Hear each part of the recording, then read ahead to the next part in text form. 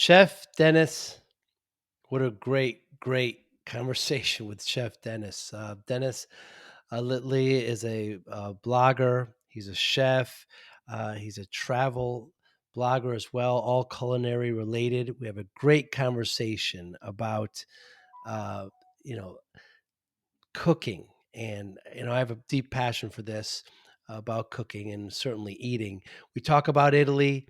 Of course, I can't help but bring that in. That's where my father's from. There's a certain slant of cooking that I have there with Italian. We talk about, some of the places that he's been. But the very first question I ask him is, what is the most common mistake made by cooks at home? What's the first and biggest mistake that they make? I think you'll be surprised with the answer. It's very, very interesting where he takes that. I'll just give you a little bit of a teaser. Just cook what you like. But it's a great conversation with Chef Dennis. I really enjoyed it. He's got a huge presence. He's got great content, videos on how he cooks. He makes things look so simple, but just really enjoyed this conversation with Chef Dennis. I know you will as well. Thanks for listening. Hi, I'm Joey Pinz. People ask me, how did I lose 130 pounds? The quick answer is always discipline.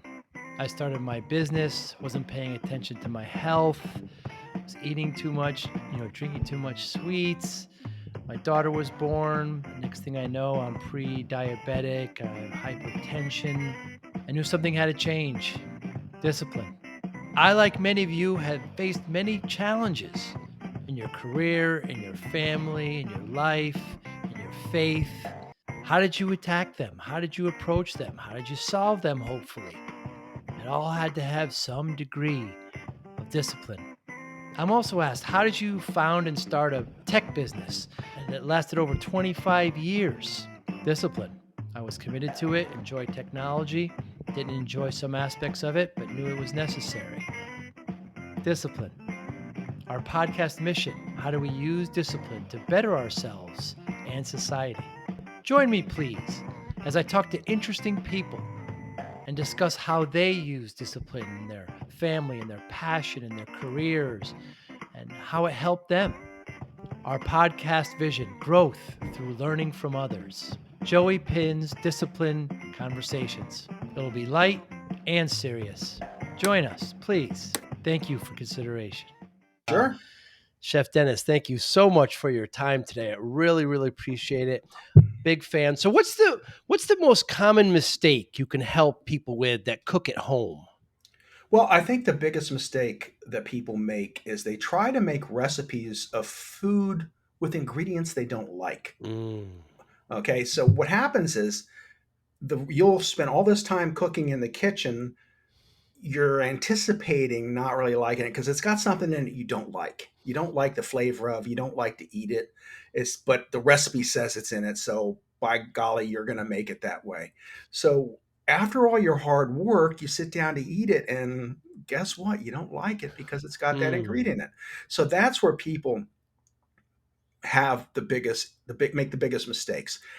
The idea to find joy in your kitchen and in cooking is to cook with foods that you like to eat and flavors you like. So, if you're not a fan, like I have recipes that have broccoli in them, I tell people, if you're not a fan of broccoli, leave the broccoli out. Put something else in. The recipes did not come down from the mountain etched in stone. All right. You can adjust it. Trust me, you can adjust it. Like I put sausage in some, but if you don't like sausage or you don't want to eat pork, leave it out. It's going to affect the flavor a little. Yeah. But are you going to like it more? Yeah. So does it matter? No. All right. So Hmm. it's about using the ingredients that you like to eat, and that's the best way to start. Once you get comfortable in the kitchen and you find some joy because you're creating foods that you're liking, you enjoy eating. Dinner time comes, you go, "Wow, this is really good. I made this." Now you're going to be more inclined to want to get back in the kitchen and cook some more. So once you get to that level of where you're really comfortable and you're happy, now you can go, you know what? He said to put sausage in there. I'm not a big fan, but let me see what it does. Hmm. And then you'll taste it, and either you'll like it or you won't. But if you don't, you can go back the other way. If you've tried something new at that point and it's something hey, I didn't realize I would like that, then you've come a long way then. So then it's time. Then you start trying more foods that you didn't know you'd like, and the progression just keeps building and building, and pretty soon you're like a culinary master. Hmm. Yeah, well said. I Just the experimentation I find. I like it so much. I'm a very, very amateur cook. I love to do it. I love to experiment. But perhaps people and have the kind of mentality, perhaps more the scientific method where everything's kind of black and white. And if you replace something in the recipe, it's not going to work because you didn't follow the instructions. Whereas as I've learned from you, you're more of a gray. You kind of Yeah, feel it out. yeah. Again, it's about, like, when I go shopping, I may have some ideas of what I want to make, but the first thing I do is I look to see what is in season, produce wise. Mm, What's the freshest? What looks the best? So I buy my vegetables. All right. I buy the different things that I might want to add to proteins or alongside of the meats or seafood that I'm going to make. So that's the basis. And then perhaps they have something that I don't usually see. I don't buy much meat or seafood at a grocery store. I order that online. The pandemic was great because I discovered some really good places to source really good quality meats and mm, seafood rather than taking your chances at the grocery store. Small farm, pasture raised animals that are allowed to be animals before they're slaughtered, not hmm, ones that are just raised simply, the cheapest and crowded into pens. You know, you want meat, you want animals to allow. Happy animals are going to taste better. mm, It's just a fact of life. If they're allowed to be animals, they're foraging. The musculature is going to be different. The fat ratio is going to be different. The whole texture of the meat's going to be different. So that's one place. Like I always tell people, they say, "Well, should I buy pasture raised meats or organic vegetables? I can't buy both." I said, "Well, if you got to pick one, I would go with the pasture raised or organic meats because that's the most impactful in your diet." hmm, And again, and when I first started doing that, it wasn't for health reasons. It was because they tasted better. Simple as hmm, that. I was buying chicken that didn't taste like chicken anymore, and I said, "There's something wrong." So hmm. then I started, just because I wanted it to taste better, started buying pasture raised, and then I went to pasture raised grass fed milk, and it was like drinking cream after after all these years of drinking this homogenized milk that's been, I don't know what. The difference was night and day. Hmm. And then, I do buy whatever I can afford, because organic's more expensive, Yes. or sometimes the organic just doesn't look as good. So Hmm. I'll buy the regular, and there's certain things you should buy organic if at all possible, like berries and apples and, thick skinned fruit. You don't have to worry about as much because the pesticides aren't getting in. But, you start using common sense. And again, if you're feeding a family and you can't afford all these different ones, you do the best you can. Yeah, well said. What I do quite often, and I see my friends doing this, let's make something, let's go to the store and get some ingredients. And I say, well, let's just see what we have in Oh, the absolutely. refrigerator. Yep. The pitfall I find with that, Chef Dennis, is that I make something and people like it, and they say, how'd you make it?" And I said, I don't remember anymore, because I just used stuff that was in the fridge, and I just kind of mixed it as I went, and I thought maybe it called for this and called for that, and I Mhm. don't remember so sometimes it gets lost. I guess you got to take better notes in these cases. Well, that's it. Or take a picture of it every time, Mm, and then maybe try and jot a little notes under the picture. But I'm exactly guilty of that because that's exactly how I would make my specials at the restaurant. hmm, I would see again, what did I buy that was the freshest, and what do I think it needs? What do I make it? And I would build. We always had proverbial favorites of specials that would see repeat business. But other times it was like, what can I put together? What do I have? And then I'd go, what did I make? What did I put in that? people are asking for it again, and I'm trying to jog my memory of what I threw then. And the people that would back me up, that would work when I wasn't there, they had absolutely no hope of recreating Is it. that right? Yeah, which was job security for me at one Mm. point, too, because they'd always, well, is Chef Dennis on? We want to come when Chef Dennis is on. The other guys were great, but I mean, they wanted to come when I was on. Now, when you make a recipe, I can't imagine that you're kind of reproducing. Like, do you think, well, what's kind of popular right now? Let's make something. Like, what's the genesis of making a recipe? Well, I've said this to a lot of people. I have friends, other food bloggers, and they approach it as a business where they will search keywords and they'll see Hmm. what is going to have the best volume, or what a long, now there's long tail keywords where like a 3 or 4 words makes up the keyword, and they'll write according to those keywords, and then they'll build a recipe around that, and the natural search for it makes it popular. Okay, I have never ever done that. Hmm. And what I do is I go, what am I in the mood to eat? What haven't I had lately? What would be new to make? What did I see? I look through magazines a lot. I don't copy the recipes or anything, but I look at them and I get ideas, and then I'll jot Hmm. stuff down, or I'll jot the name of it down. Like a lot of times, I'll just write the name of it down and then figure out what it should be. Like maybe I saw the picture, and I says, okay, that Hmm. gives me an idea. Now I'll decide what goes in it to create that. And I don't know if I'm coming close or not, because I don't, like I said, I don't look to see what it is. Baked goods are a little more difficult, but Right. anytime I'm making just a saute dish, or I'm roasting or grilling stuff, again, it's just intuitive for me at this point. And it's not difficult to become intuitive with some things. Hmm. What it comes down to, where you were saying, open the refrigerator. I mean, I do that night after night to see what Hmm. I'm going to make, unless I'm building something for the blog. And it's a matter of stocking some ingredients that will make your life easier and allow you to do this. Like there's certain things, like one thing I always tell people to have is to buy bases, soup bases. Hmm. You should always have a jar of chicken base, maybe a vegetable base, and a beef base if you eat much beef or pork. And I order them off of Amazon, and I get the ones I used to use in the restaurant, which are miners bases. They were like the gold standard for all the chefs. Very good base. It's a pound, so it might take you a while to go through it, but they last for 3 or 4 months in the refrigerator.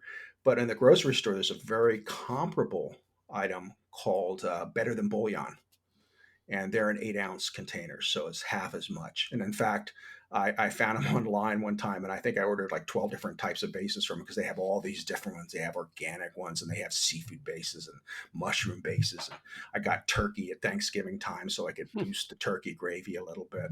Um, but these things will help you create. They're not just for soups. They're for a little punch of a sauce. Like if I was making a chicken primavera in a just a broth, I would add a little chicken stock to that little base. Now they sell those pre-made cartons of stock Yeah.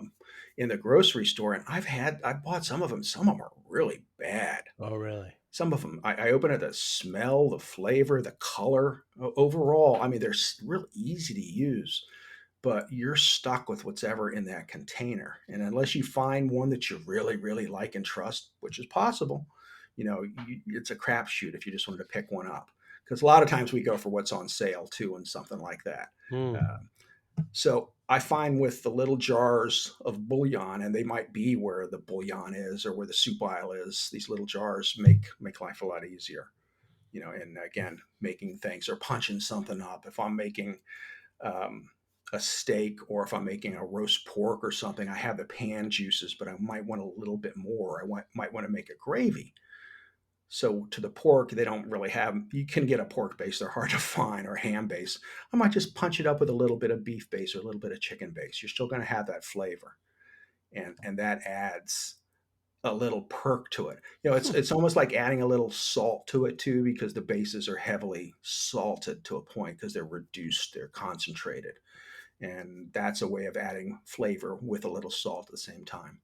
Like one of the things I do with my seafood dishes and my seafood soups is I never use seafood stock in them. I let the natural stock, if I have shells, I might make some stock or something, but I use let the natural flavors, like with clam chowder, I let the juice that I put in from cooking the clams in there, but I'll punch it up with a little chicken base. Hmm. It doesn't taste like chicken, but it adds that little kick to it. Like where when I use clam stock, it's got a softness to it. Seafood stock almost has like a softness to it, where the chicken stock gives it a little bit more of a bite to it. And again, you never know it was chicken in there. It's just you can't tell. But that flavor boost is what makes the difference between something that's good and something that's really good. Hmm. I seem to always go to my my go-to with seafood is Old Bay. Hmm. I just love it, and Oh yeah. but but the difference between stock and base, I didn't realize there's a big difference. Well, the stock is already made up, so it's like people that are all the concentrates. They say you're buying water. Hmm, Okay, you're paying for water. So where interesting. that quart container might be $3, the little 8-ounce container is going to make you 2 gallons, and it's going to cost probably about less than twice as much. Interesting. Okay, so and again, it's easier to store. You can keep it in the refrigerator. They keep it on the shelf. I always think once you open something, it should be in the refrigerator, and it'll last longer. Mm. And if you and then if it starts to look like you're not going to use it for something, make a soup. Then you can make a soup. Like I freeze all of the seafood scraps that I have. Like if I cut salmon or I cut another fish, or we don't finish it all. It's for us, so we can do that. I'm not feeding Right. feeding Right. strangers. Right.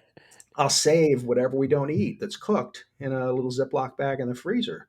And then I will go and bring everything together and make a soup out of all these different pieces. I'll throw some fresh something in it, some shrimp or some crab meat or some other fish if I don't have enough of something in it. But instead of throwing away this very expensive seafood, we're enjoying a delicious soup made out of it, which is just a seafood vegetable soup, or creamy if you want to make a chowder style. So this is the way. That's how we It's used to make soups before they became popular, and mm. we had standardized recipes and specials that people always came for this particular soup. It was like clean the refrigerator. We're gonna make soup. That's right. Yeah, I know you have a big, liking for Italy and Oh yeah. Italian food. My father's from Southern Italy, and, when he was raised in a farm, very poor, pasta fagioli was just poor peasant soup, and now, of course, it's like this luxury that people, really, spend a lot of time on. So the big debate that I wanna hear from you, with the marinara, of course, Yeah. sugar or no sugar? It depends on the tomatoes. Now, most Italians will strike you dead if you put sugar in it. Okay. It comes down to just a difference in flavor. And I challenge anyone to be able to tell there's sugar in it if they do Mm, not see it. Now, I use all San Marzano tomatoes simply because my wife has an acid problem, and I was always buying good tomatoes, but I wasn't always buying San Marzano. Now, when I would cook with other tomatoes, she'd have this acid problem. When I cook with San Marzano, she had no acid problem. hmm, So, I mean, I cook exclusively with those now, unless it's something I'm throwing in a soup, a can of fire roasted or something, but exclusively. And I find a lot of the stores are now carrying number 10 size cans of them. And sometimes you can find organic, sometimes you can't. And the difference with understanding San Marzano too is they will never come crushed. They must be sold whole, peeled interesting. whole. Okay. So I if didn't know it that. if they're crushed, they're not San Marzano. It's not allowed for them to get that DOP. So at least that's what they told me, and I'm going with that.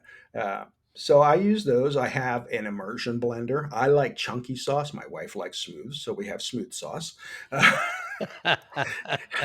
Um, every now and then I'll throw a little. I will let a little chunks, and she doesn't mind that. She just doesn't like too much of it.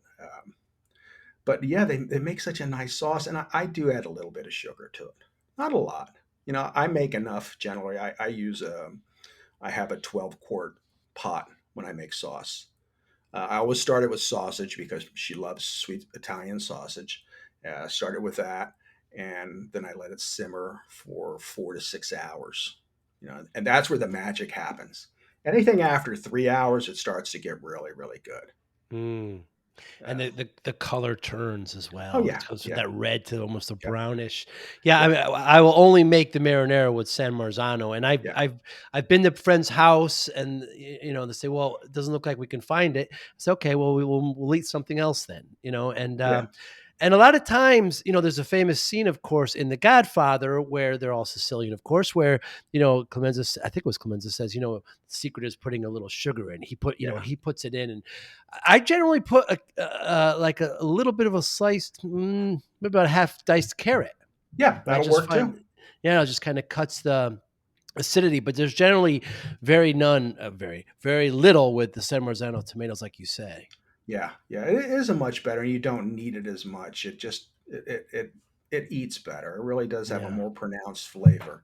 And again, with I use a lot of basil, and I put Ah. some in while I'm cooking it, and then I put some in at the end of it too. Because they say, well, you're not if it's dried, you use it during the cooking. If it's fresh, you put it in at the end. Well, I kind of do both. Hmm. You know, so it comes out good.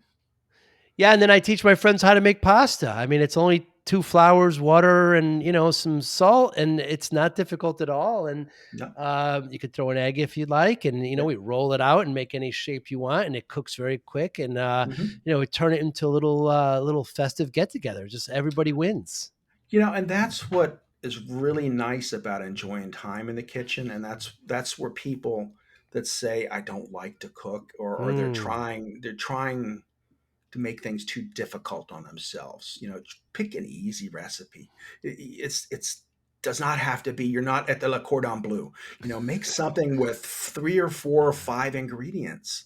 If you can't make sauce and you want something with tomato sauce, buy your favorite jar. mm, I'm not going to tell you you're awful for doing that. We do what we have to do to create food that we enjoy eating. I'll never condemn someone because they don't make their own sauce. I love making it, so I do. right, If you make it, you may end up loving it and never go back. right. Okay, and that's the difference. Excuse me. But from time to time, you'll find a jar of sauce in my pantry just because, emergencies, or my wife's away and I don't want to use one of the good sauces just on me. I don't feed myself as well as I do when she's here.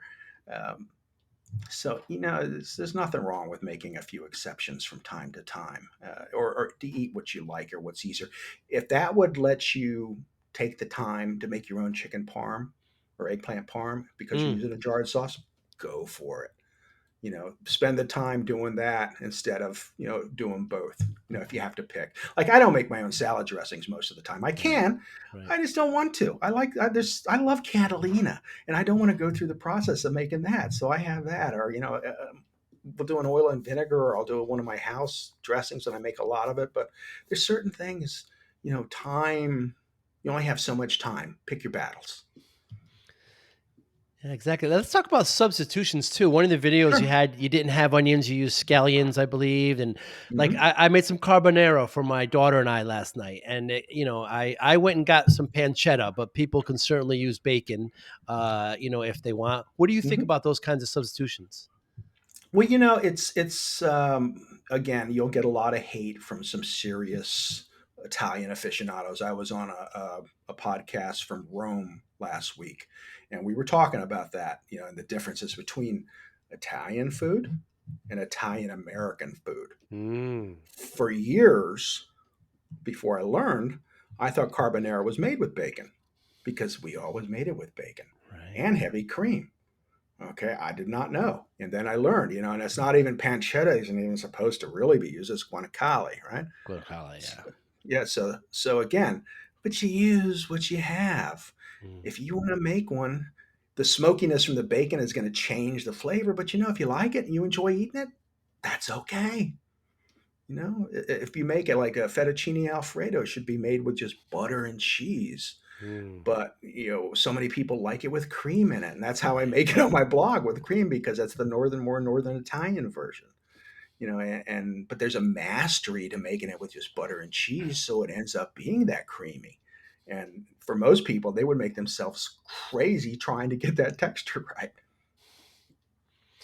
It's fascinating, even the different regions in Italy. My Oh, father's from the South, and it's much more olive oil. Olives are just more yep, prevalent, whereas in the yep. North, there's much more cream. They put Oh, much, yeah, a lot more in their Alfredo and things like that. Where and it just varies where you go. So I have a sure. couple of tips when people go to Italy, and I want you to I want to hear your opinion on them. I say three things. One, when you go, ask the police where they eat because Ah, they're not paid. Yeah, they're not paid by anyone. They'll tell you. Two, uh, if the menu is in English, probably not the best. Try to go Italian, and even better if it's up on a chalkboard yes, and it's changed every day. And third, wine. Get the wine in the carafe. It's local. It's better and less expensive. So those are the yes. three tips I give. Oh, always house wine. You don't have to go with something expensive. It'll be more like fruit juice. And Mm. that's the best wines were always, even in France, the best wines were always just give me the house wine. It's cheaper than buying water for most instances, Yeah. eh, and it's good. But like, yeah, absolutely. If you see a menu, and the big key, a lot of them are in English too now, just because there's so many English speaking, and English is the common language Right. between every other foreigner. So English, I'd rather just see it in Italian, but English to Italian's okay. But if it's printed in more than those languages, oh, definitely just keep walking. Mm. We were in Venice and we stumbled upon a restaurant, and all the gondoliers were eating there. Oh, good So I sign. says, we're going in there. That's a good sign. Yeah, we're Yeah. going in there. And it's a big difference once you get off the beaten path. Like, we stayed in Venice too, and we stayed away from the tourist attractions. Not that far, Mm. 10-15 minute walk, Right. but far enough where it was just all the locals. And they're very happy to see you because you're Yes. spending money in their establishment, but they'll take time and they'll talk to you. I remember my wife asked about something with pesto. She knows what pesto is, but the guy did not think she knew what pesto was, so he brought some out to her, and it was, "Is okay, lady?" you know, and that's what I say to her at dinner every night now. When she's eating, go, "Is okay, lady?" But they want to make you happy. Italian food is just wonderful, and Italian people are just wonderful. I'm not Italian by birth, but I think I've adopted myself into the culture. Uh, It's very different the way they just kind of view food um, there's always bread and wine, of course, and there's always I can remember this one time where some wine spilled and everybody got excited because that's good luck and everybody rejoiced and everything. But another if olive oil spills, then everybody stops. You're supposed to clear the uh, table. That's you notice it's got that thin little, yeah, that's bad luck. And some of them take it way too serious. Some of them there's many extremes to that, but it's just the way food is kind of viewed there yeah, as an event. It's just very yeah. different. And It, it go is, ahead. and they always use everything. Yeah. Nothing goes to waste, and they're big on local ingredients, and that's how we should eat. That is really Yeah. how our bodies were meant to take food, with local things, not things that are out of season. So it's a much better way of eating, and I eat like a pig whenever we're in Europe. Right. Anywhere in Europe, I never gain weight. That's right. So it's all the things we have done to food in the United States to change it that is putting all the weight on. Yeah, and all my relatives eat a lot, but they walk everywhere. Afterwards, they walk and they're either out and about. And as for they invented, farm to table. I Oh remember yeah, I brought my cousins there, and my uncle took some eggs out of the cupboard. And my friend's like, wait, those weren't in the refrigerator? I said, those are only days old. They're not months old like we have here. We have to refrigerate them right yeah, away. You don't need to do that. It's just a very as you were mentioning before, just the meat, how you try to get to some local farms to get meat and vegetables and try to get organic. It's very very different way of they treat all their food very differently in Europe. yes. There's a much greater level of respect towards food. Like even so much when you go into their markets, you'll see the whole animal because they Mm. want you to know where things are coming from. You don't just see a little packet of chicken breasts or chicken thighs, boneless, skinless, forget about it. But but you'll see the whole chicken with the neck and the head, or you'll see a rabbit, or you'll see like they very rarely cut fish up unless till Right. after you order it. But you'll see the whole animal because they want you to know where it's coming from, what you're buying is coming from. And most of the Italians Hmm. would not even think, like if they look at that fish and they see the eyes are glassy or they're sunken, oh no, that's old. They Wow. want to tell just by looking at the food how old it is. And they want fresh stuff. They're going to pay for it, but they want fresh stuff. And the idea of walking is just, I think because gas there has always been so Yeah, expensive, it's true. they never embraced the automobile like we did, and it's so much easier just to get around walking. It's just life. It's a simpler way of life. It's you're gonna spend uh, an hour or 2 hours on dinner, or 3 hours on dinner, where we're gonna consume as much as we can in 15 minutes and be done. Yeah. Yeah. Yeah, they think it's, abhorrent that, we're drinking coffee in our cars, Oh, and and oh, drive-through lines. yeah. Well, Yeah. that too is because they drink those little bitty Oh, cups. that's another thing. Yeah, yeah. I love espresso, but I'm telling you, next trip I'm bringing one of those pour overs because I like regular coffee and I like a big mug of coffee. So I says, as much as I like them little cups, it's more of we view coffee as more of an experience, more of Mm. where they view some of their food and things. Where like coffee is meant to be savored and drank over time. Where you get those little espressos, like okay, boom, boom. Pop. Now I'm back to work. Yeah, very, very different, lifestyle there. Now, I believe you're in the Orlando Kissimmee area, Yes, yeah. and, as most tourists would think of that as generally a lot of chains and franchises, but you don't see it that way at all. Well, there are, but it's a whole different type of environment for food because it is such a hospitality driven area. Right. Like when I was up north and I would try to talk to a chef, even in a small individual owned restaurant, you never had time. And I understand that because as a chef in the Northeast, I was the same way. I was rush, rush, rush, rush, rush in Florida, and the first time I got here was I went to the Ritz Carlton to do an interview with the chef. He spent 3 hours with me, and he Wow. fed me till I thought I was going to burst. And we were eating everything on it, just having a good time. I said, "Don't you have to get back to work?" And he goes, "No, I'm with you today."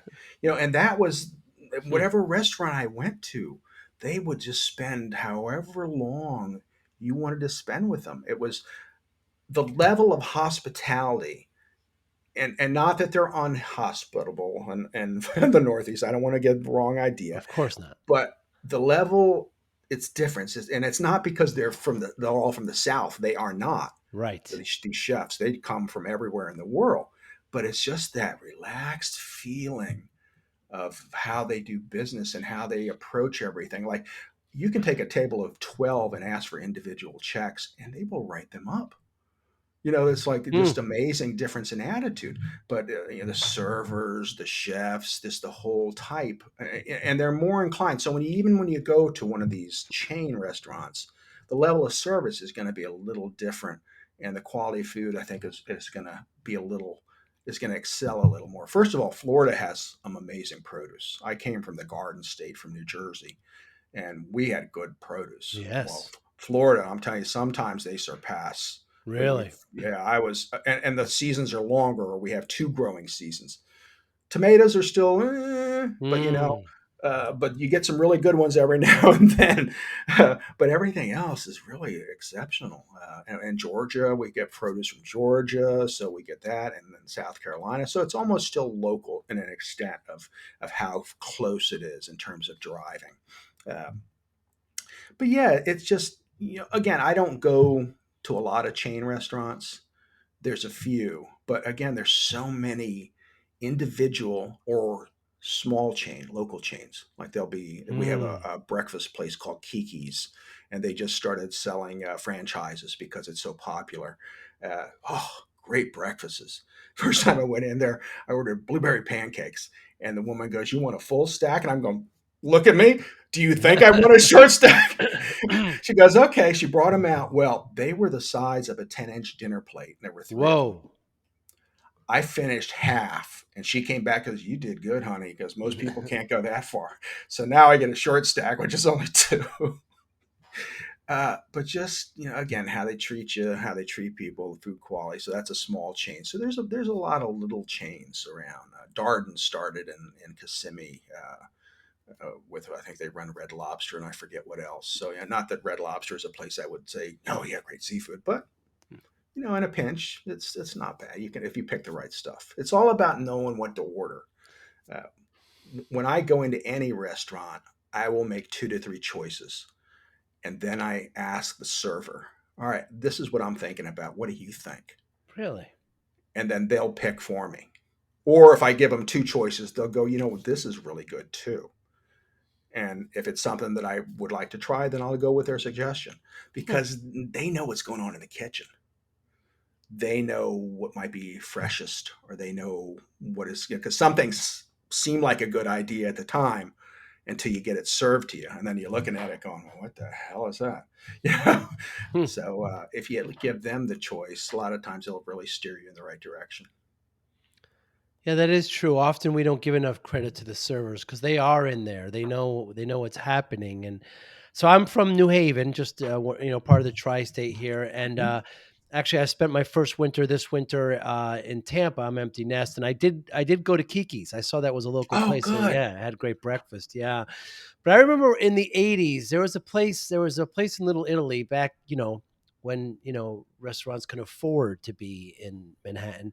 And Hmm. we would go in there and it was very authentic Italian. There was an older woman in the kitchen, and, when you sat down, they didn't ask you anything. The wine got served and the salad and the pasta and the soup, and then maybe 45 minutes later, do you want beef, chicken or fish, that there's no menus, that No. was it. So you just answered, and it was wonderful. It was absolutely wonderful. And it was so fresh. And Yeah. then when we were all done, our server goes over to the bartender. The bartender kind of looks at us and shakes his hand a little bit. And the server comes over and goes, "Okay, that'll be $100." So that was it. There was no menus. It was just kind of Wow. casual. Yeah, it was a great, great experience. You can't get that anymore. No, it's hard. I remember the first real Italian restaurant I went to, and I think I took a bus to New York City and went with some friends, and I was in my early 20s. We went to Mama Leone's. Mm, oh, sure. And Mama Leone's, I think I remember going into some kind of a basement or something, but it was massive, and they had gaudy fountains and all this stuff and food everywhere. And you sat down, like you said, to like 5 courses. And after Right. every course, it was, "Would you like some more?" Right.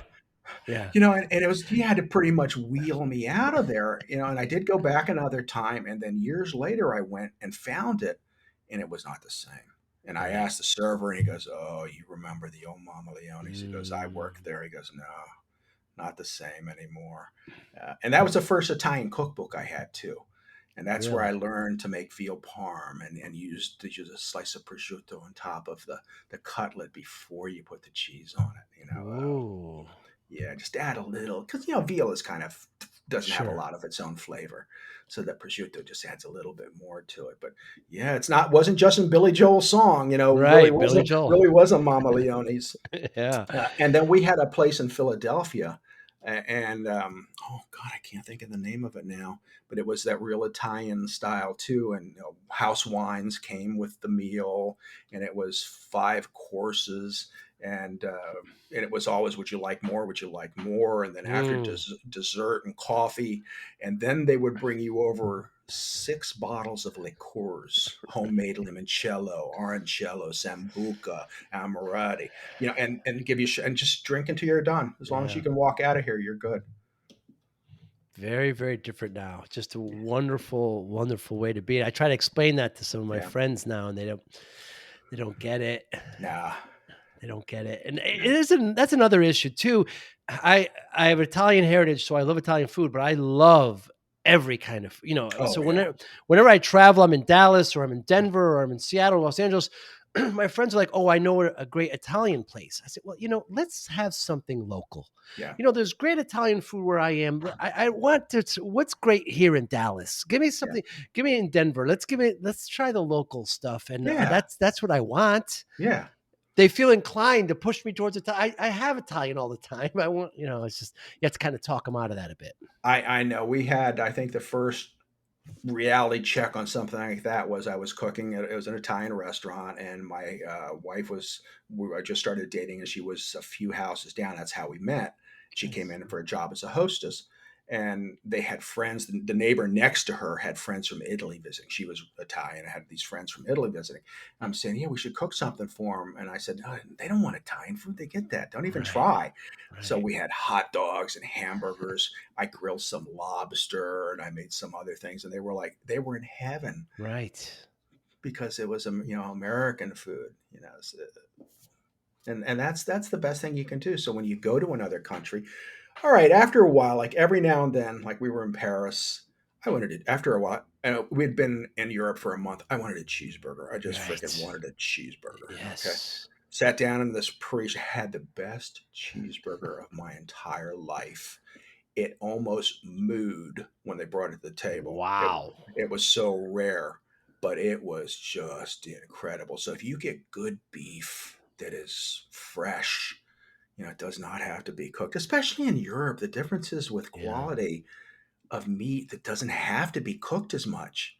We're here, we're so afraid we're going to get salmonella, we're going to get something else. Big difference. I mean, there are times where I would kill for a great cheese, with fresh bread, Yeah. and I mean, just oh my goodness, it a cheeseburger is wonderful, and Yeah. I'm from New Haven, and pizza is a big subject around Oh, here. We feel that we have the best pizza, Pepe's and Modern and Sally's, and I still like. Well, I shouldn't say I like pizza in other places. I get a little bit spoiled, with that. it's different in different areas. Yeah. Florida, we have a really hard time finding good pizza. Mm, And a lot of it has to do with the water right. making the dough. And that's why the best bread we can usually get is at Publix, bless their hearts. Hmm. It's just you finding a decent loaf of bread anywhere else is difficult. And again, it Really? goes back to the water. When I worked in New Jersey, the Atlantic City bread was coveted.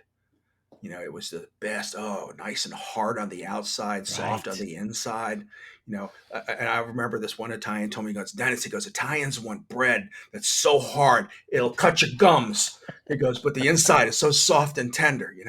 We'd have semolina. My first experience having semolina bread, and I was like, oh my Mm. God, this is good. So Just the term hard roll. I forget where I was. And I said, I think we were in Seattle. I said, can I have a hard roll? And everybody looked at me like I was crazy. I said, it's crusty you mean the hamburger roll? oh And I said, well, no, no, no, no, no, not a hamburger roll. It's just oh it's hard and crunchy on the outside, but soft. Never even heard of it. Yeah. no. But still, they've got such great food there. I Oh don't want to, God, yeah. Oh no, Seattle, Seattle is wonderful. That Dungeness is crab in yeah. Oregon. Oh my goodness. Wonderful. Yeah, we were in Washington State. We went to Whidbey Island and oysters. Oh, Oh, the and I had oysters. never known the difference, but the West Coast oysters were that Right. different. They were creamy and just and I was not in the beginning. I was not an oyster eater. I was in a class for cooking, and they had me open up all these clams and all these oysters, and I had never had a raw one of each. I was again in my late 20s, and I said, I opened all these. I'm going to eat one each just to see. And I wasn't impressed, but I had done it. And then I'm trying to think of where I really got into oysters. It might have been the trip to Ireland was eye opening Mm, because the food was, again, not where at Italy you expect good food. right. Ireland, they brought me over and they said, Dennis, we want you to help dispel the myth that the Irish don't know how to eat. And I'm Hmm. like, maybe I can do that. All right, yeah. And from the moment I started eating there, it was just amazing food, quality, farm to table is like you Really? said. We're in Italy. It's not farm to table. It's dinner. Yeah, That's just the way expected. it is. That's just the way it is. And they were shoving oysters at me. Taste this oyster. It tastes like the sea. Taste this oyster. I learned to love lamb there because what the Americans were serving for lamb was never something I liked that much. Hmm. But over there, it was just so tasty, and there was nothing about it that I didn't like. Again, I was not like in Spain. I had the best octopus I've ever had, and I've never been an octopus eater. Hmm. And it was like, it's like, all right, if you put it in front of me, I'm going to do you the courtesy of tasting Absolutely. it and trying it. Absolutely. I finished. It was this huge tentacle, and I'm going, oh Lord, have mercy. And I ate every last bit of it. It was so good. So, but again, you have to be open to trying things. Go past your comfort zone and try it more than once. Because again, the first time may not be successful. The second time may not be successful. Maybe the third time will be. And give yourself some room to try different foods. Absolutely. Whenever I go to a restaurant and they're known for one thing, I get that thing. Yeah, I want to know why they're known. And if I yeah, don't like it, I don't like it. yeah, That's yeah, just the whole world is so exciting for me, and such a pleasure to talk to somebody like yourself who knows it well, who's trained and still. I was listening to you how you got kind of rekindled your love for it during the pandemic. You were yeah, blogging and seriously doing that, and then yeah. you were stuck home, and then it kind of revoiced it. That's great to hear. Well, I was so busy being the travel blogger because I was Right. having such a good time traveling the world. People were sending me all over the place, and I was like, "Oh my God, this is amazing!" Where food had always been my background and my mainstay. I was a culinary travel blogger, so there was a difference to it. I had Sure. found my niche, but I was so busy with that and with social media and just building my business that I would be too tired to cook, or it was something so simple that it was just like, I can't believe we're eating this kind of a thing. Uh, and when the pandemic hit and we couldn't go out, I started ordering food, like I said, online. I found this great company, and I don't work for them, but it's called Crowd Cow. And you can order pasture raised meats from them. You can order single portions of different fish from them. I buy Copper River salmon, really good. Again, I didn't think I liked salmon until I started eating Pacific salmon. Hmm. And then I found out I like salmon. It was just the Atlantic salmon I did not like. Wow. So, I started ordering from places like that, finding a place to get pork from, Cheshire Farms. I get them from in North Carolina. They send me some really good pork. And again, I pay for all this stuff. Nothing is for free. I don't work for them. But these are just places that I've sourced meats from. And we started eating really good. And what I found out too after like a few weeks into me having to cook every night was, I really like doing this. Mm. I enjoy cooking. And it needed that reminder to get me back in the kitchen and to start cooking. Yesterday, I made tomahawk chops two different ways. I had pork chops, that I'd gotten from Cheshire, and I had split the rack in half and froze half of it. And we had a roasted rack one day of tomahawk chops. So yesterday, I marinated some in like an Asian style marinade, and then I did a dry rub on another, and I grilled them. So we had those for dinner last Wow. night. It's just, but again, then you start having fun with food. Right. And then you say, oh, what can I make different? And if you're prepping something, it's not that difficult to prep for 4 or 6 or 8 if you're prepping Right. something. Once you get the basic skills down and you start cutting some vegetables that you're going to have, or you take the simple route. I mean, like you don't even have to peel potatoes anymore. People love mashed potatoes with the skin on them. Just rinse them, wash them, cut them up, boil them, or make, like we're having ribs tomorrow. I'm going to have coleslaw with them because it goes perfect with it. Yeah. Corn, coleslaw, grilled ribs. We're loving life. We eat we Absolutely. we eat better than we should. It's just crazy. But we don't eat like that all the time. Of Sometimes course. we'll have soup for dinner. Like I said, we love soups, and I'll have a bunch of stuff I don't want to throw away. if I cook a chicken and we have chicken left over, well, let's make a soup out of it. Maybe buy a bag of tortellini at the grocery store, fresh. They have all those different fresh tortellinis now. Throw that into it, make a nice little Yeah. chicken soup, or I cook clams. My wife loves clams and linguine, and that's one dish that is so easy to make Mm. that I learned to make in Venice. And up to that point, I hate to admit we were making them out of chopped clams because Oh. that's what I was taught. And I got to Venice and saw these tiny little clams. And the other thing was they didn't use anywhere near as much garlic as we used in the States. Mm. So it was like an eye opening. And then I went back. So now I buy, all the grocery stores sell little bags of clams now. You just want to check the tag to see how old they are before you buy them. Um, and clams and linguine is so simple it almost makes itself. Right. Yeah, it takes longer to cook the pasta. Like That's right. I used to Checo. So I mean, I like to chew pasta, and Me one of the too. reasons I don't always make fresh is because sometimes it's a little softer. I like to chew. I like to bite. And Del Checo, man, you can abuse that stuff, and it's still got a good bite to it. I use that in a restaurant, and it takes 11 minutes to cook the pasta. It takes 8 minutes to cook the clams. I rinse them longer. I probably rinse them for 30 minutes on and Sure. off. Let them sit in water and clean all the sand out of them. But so easy to make. Yeah, if the pasta's not al dente, I Uh, don't want it. no, no. Yeah, the mushy stuff. A lot of Americans like that, and yeah, it's not. Yeah, not my That style. when I see somebody making pasta and they start breaking it up into pieces, I'm like, oh, Ooh. oh, don't do that.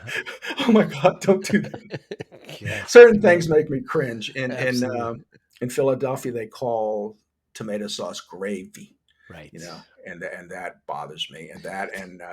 And when they're making homemades, they're making macaronis. Every pasta is macaronis. So they say they want macaroni. I'm always threatened to make my friends when they want macaronis and gravy to serve them a bowl of elbows with some beef gravy over it. Go, here you go. Made you what you wanted. And of course, macaroni is already plural. You don't need to say macaroni. It's kind of like No, cannoli. yeah. We'll have some cannolis. Anyway, that's Well, it's the semantics. same thing as homemade. It's not homemade. It's homemades. We're making homemades. So that means they're making macaronis. Homemades. We're making homemades. But gotta love them. They are Yeah, the best. absolutely. They It are the doesn't matter. best, kindest people. Absolutely I make fun of them wonderful. all the time, but my my Philadelphia Italian friends are the best. They are the Absolutely. best. Absolutely. Um, so on the podcast, we talk a lot about discipline, Yes. Chef Dennis. I happen to lose a lot of weight. People ask me how, like it's some secret. I just say, I focused, I got discipline, and I did it. Yeah. Do you consider yourself disciplined? And do you think being a chef needs discipline?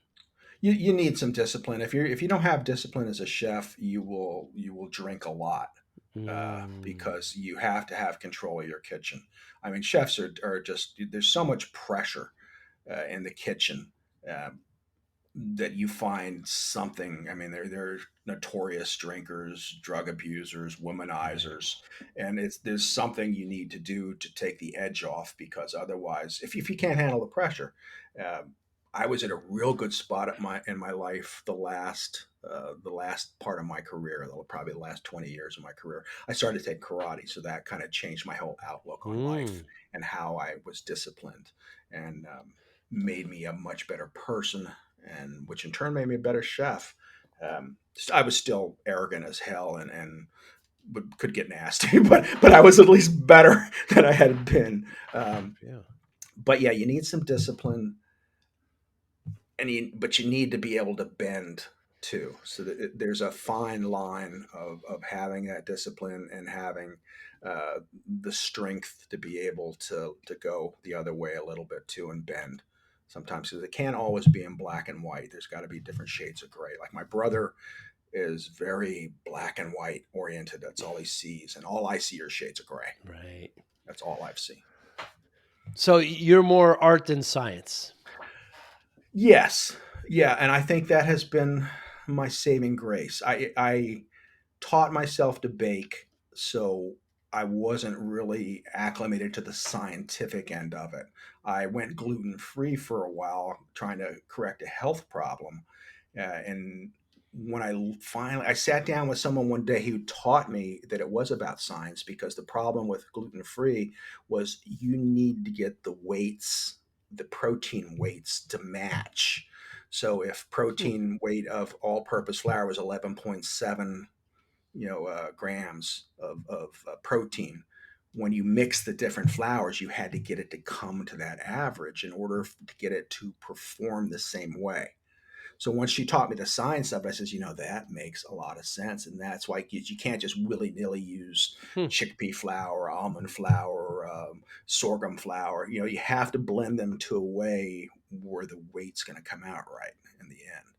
So that was an eye opening science. But when it comes to food, I was taught years ago. One of my first instructors said that I needed to listen to the food, and he says you need to listen to it, and if you listen to it, it will tell you what it needs. Hmm. So I mean, it was kind of and this was an old Italian, a French Italian cook chef that had taught me this, and she would say, listen to it and look at it and smell it, and it will tell you what it needs. So then I would, and that Hmm. was, I think, my one real strength in cooking was I kind of was intuitive about what should go into it, what seasoning. And we all make mistakes. I would throw something and go, "Oh God, no, that doesn't work." Mm. And my philosophy on that was, if no one saw it, it never happened. That's how I learned to bake. No one saw it, it didn't happen, and I would start again. But or you try and find. I had one instructor early on too that knew how to fix anything. If you sauce broke, if it was a hot sauce, you add ice to it. If it was a cold sauce, you add a little hot water to it. Different tricks. Because we would screw things up in his class left and right, and he was like, don't worry, we're gonna do this to it, it'll be fine, or this to it, and it's like, oh my god. So the other part of it is, don't don't get all upset if you screw something up. See if there's something you can do to it to fix it, and as long as it's still edible, you're all right. As long as you can do something to it so dinner isn't ruined completely. Or I've gone as far to take meat and stuff out, or rinse it off, Hmm. and then make another sauce to put it in. If it's that bad, at home, not at work. Right. Work, it would just go in the trash and I'd start For again. sure. But at home, I'm not going to throw food away at home. So, I'll rinse it off sometimes and go, "Oh, that was a mistake. Let me see what I can fix it with, so at least we can eat tonight," kind of a thing. Because everybody makes them. You're going to burn stuff. That's right. You're going to, things happen. When I used to do live shows, I remember one time making a mistake. And somebody later, I saw a meme that said, "Chef Dennis did this. If he can make a mistake, it gives me hope." you know, Ha. you know so little things, you're going to cut yourself. Don't let it, don't be clumsy next time, or not clumsy, just be aware. The worst accident happened when you're not in the moment, when somebody That's right. distracts you. Just little tips: always clean up after you're safe, make sure you have a clean working area. So it's not just it's about science, but different kinds of science. I worked in a kitchen for a while when I was in college, and the biggest thing I remember taking away from it, and I know you're an advocate of this, is clean as you go. Yeah, oh god, yeah, definitely, because it makes life easier. When I Yeah. first started, I was not taught that concept. Okay, I was taught how to curse. I was taught how to throw things. I was taught how to cook like nobody's business, but I was not taught the clean as you go stuff. Mm. Okay, and later on, I remember coming back to work for this gentleman, and he goes, "Oh my God, where did you pick this up?" I says, "I worked in a kitchen that was even smaller than yours." I says, "And if I didn't do it, I got buried." But he was amazed that I kept the station clean the whole night as I was going. I says, "Yeah, you didn't teach me that. You taught me how to Mm. cook. You didn't teach me that part." Excuse me. What motivates you? What motivates me? I get up every morning. I'm happy to be alive. The older you get, you find more joy in just waking up. Hmm. um, I make my coffee, I come read my email, and then I check to see how my traffic was last night on my blog. Ah. and I see how much I made. And not that that is a motivation to keep going, but at this point, it makes me very happy to know that people care enough about what I'm doing to support me. And they're coming to my blog. They're looking at recipes. More new recipes are being found. Old recipes are being found and are now gaining traction. Um, Emails from people. I made your recipe last night. I got an email one time from a woman, and I think she was in Norway or Iceland. I made your tiramisu for my Italian grandfather. He cried. Hmm. Things like that. Or I made this for my family. They absolutely loved it. My husband doesn't like fish. He said this was the best dish I've ever made. We've been married 26 years. Some Wow. things like that, or people just appreciating, because that is really the highest compliment I can get, and that is the greatest motivation, is the fact that I am helping people create food for their families that they enjoy eating. Beyond the money, even if I wasn't making money and I was still having a good time doing it, that is enough of a payoff. Between the two, I'm living the life. Mm. I feel like I'm a king some days, because of all the good things that are happening. Good for you. You've got such great content. I was watching your recipes, like we said in the beginning. It makes me so hungry.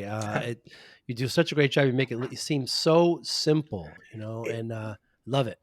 it is, and that's how you have to look at it. When I was teaching my students, my high school girls, I would tell them it's not rocket science. These were all brilliant girls. All of them went to college, and it says it's not rocket science. This is food. It Mm. should be enjoyable. Food is something we bond over. Food is something we make friends over. Food is something that brings us back together. It's just magical. And there was a song Trisha Yearwood did years ago called "The Song Remembers When." Well, that's the same thing with food. You'll eat something. I remember being in Mexico, and I went into this bakery and I saw pan dulce, and it had been 30 years since I'd had pan dulce, and my grandmother had gotten it for me. I had a Mexican Hmm. grandmother. And I think I started to cry. It's just like, oh my God. Oh. You think of things. Food brings you back into places you've been, people you've been with, and then there's so many more possibilities ahead of you, places you'll go. It should be, all those places you go, oh, the foods you'll eat. That's right. It's certainly part of it. Yeah, Yeah. food is such a big part of so many cultures, and to experience the culture, you have to partake of the food. I feel certainly that way. Yeah, and again, go out of your comfort zone. Try Mm. something. You don't have to like it, but maybe you Right. will. There's a good chance you might. And then if not, you can tell people, guess what I had? I had, we were in Madrid and I had barnacles. And the guy Hmm. was so excited that he got approved because they were expensive, that he would got Really? approved to buy some barnacles for me. He was beside himself. He was so proud. And they were like snails, and snails are not real high on my list, but Right. they weren't terrible, but there was an experience. I wouldn't go into a restaurant and say, "Hey, you have barnacles?" But I didn't know but they were edible. yeah, and why they're expensive, because they're on rocks. Right. The water goes out. They scrape, scrape, scrape. The water comes in. They're out of the water because they're going to get Oh, thrashed against the rocks otherwise. wow. So it's like one of those things that takes time, and probably young boys to be out there doing it that don't know any Right. better. Fascinating. Yeah, And how do you measure success, I Chef measure Dennis? success on how happy people are with the food that I make. Mm. That is the true measure of success for me. Like when I would go out into the dining room and I'd see people like loosening their belts, Hmm. or they were just like, oh, they were dining room was quiet and everybody was eating. Or they'll tell you, that was like the best I've had. Oh my God, that was so good. I really enjoyed it. That's the true measure of success. For me, that is what makes cooking all worthwhile. Like I said, if my wife's not home, I don't bother making too much stuff for myself. I will, but it's only if I'm making it for the blog. But other than that, a cheese sandwich. I've lived on cheese sandwiches for a good part of my life. Um, it's just crazy the things I will eat and not worry about if I'm not serving. But if you put me in front of a stove and I'm serving people, it's my utmost. goal Mm. to make them moan. Hmm. Yeah. And I think I got Yes. that from watching The Galloping Gourmet. Do you remember Graham Kerr? I heard you talking about Yeah, this. yeah. Yeah, he was your And inspiration. he was my inspiration, and people would moan when they ate his food, and that's just resonated. That was an early implant in my mind, and I think I always go back to that. Chef Dennis Littley, absolute pleasure speaking with you today. I really, really enjoyed it. I hope one day we get to break bread together. It'd be Oh, wonderful. And please tell us how we can get in touch with you. well, you can find me at askchefdennis.com. And on social media, I'm Ask Chef Dennis. So it's pretty easy. If you just Google Chef Dennis, I should fill the first couple pages. I think there's a couple other random Chef Dennises out there, but for the most part, it'll be me and all my stuff. But yeah, make something, ask a question. I try to respond to all the comments. Most of them don't get by. Every now and then one slips into spam, but I do try to respond and answer your questions. So yeah, drop me a line, make something, see what we can do to bring some joy into your kitchen. Exactly right. Your YouTube channel is fantastic. A lot of great recipes. You walk through them. I watched you make that rack of lamb where you made some great stuffing on it. I've watched the salmon. I mean, it's just really, you make it look so simple and really, really enjoy you and your work. Thank you so much for your time today, Chef Dennis. I really, really appreciate it. Oh, it's my pleasure, Joe. Thank you for having me on. You be well. Take care.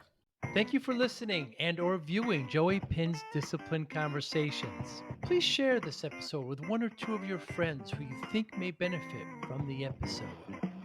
Our website, www.joeypins.com. There you'll find lots of resources and you could join our mailing list. Please follow us on all our social media, Instagram, Twitter, and Facebook. Podcast information, the video version of our podcast is on YouTube. Please subscribe. Audio is on all major podcasting platforms. Please follow them. And if you like it, please consider giving 5-star rating. Would really appreciate that. Would you like to financially support the podcast? You can go to our Patreon site. Consider $5, $10, or $20 a month. There's all kind of plans that we have there. There's like a one-time payment. What is this podcast episode worth to you? $25, $50, $100, $500, $1,000, $5,000. You be the judge. You can go to our PayPal account to do that as well. Thank you again for listening or watching Joey Pinz Discipline Conversations.